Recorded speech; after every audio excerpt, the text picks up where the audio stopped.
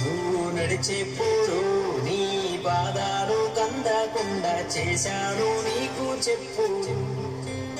నా పాదాలనే నీ గుళ్ళు నా మోప నీవు ఏంటయ్యా నా తప్పులు.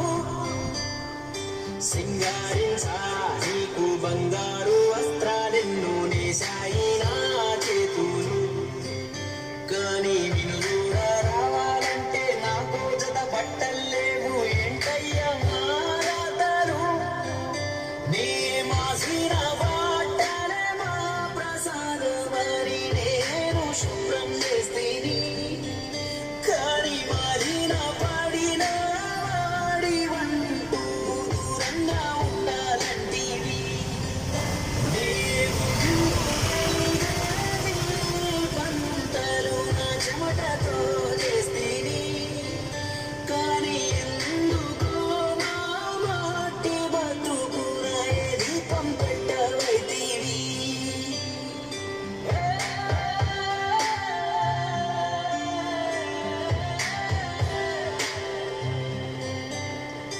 నోరేలేని మూగా జీవాలను గాయమాని గోసివో గొంగడిస్తేవి.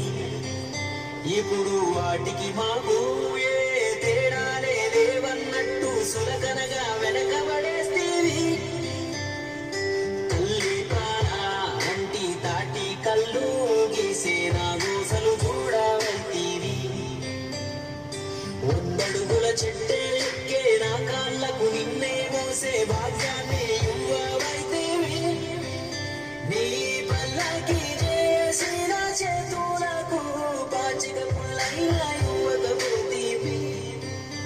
ఊళ్ళో అందరికీ నేను క్షవరాలు చేస్తే నా బతుకే క్షవరం చేస్తీవి.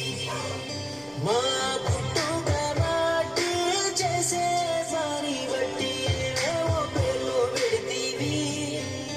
కానీ ఉన్నోడు లేనోడంటూ తేడాలు చూపి నువ్వు కూడా మనిషి అయిపోతీవి.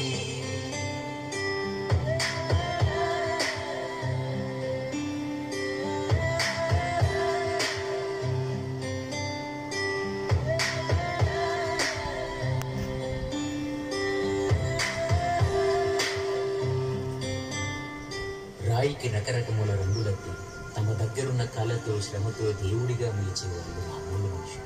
అదే దేవుడిని తమ దగ్గరున్న డబ్బుతో పేరుతో గుళ్ళు ప్రతిష్ఠించేవాళ్ళు మహారాజు. ఇది దేవుడి రూపం మనుషుల ఆలోచనలో తెలియక. కులం అనే విషవృక్షాలు పెరిగి పెద్దవుతున్నాయి. కుల వృత్తిలోనే కొమ్మలు ఎందుకు విరిగిపోతున్నాయో అర్థం కాక సతమతమవుతున్న అన్ని కులాల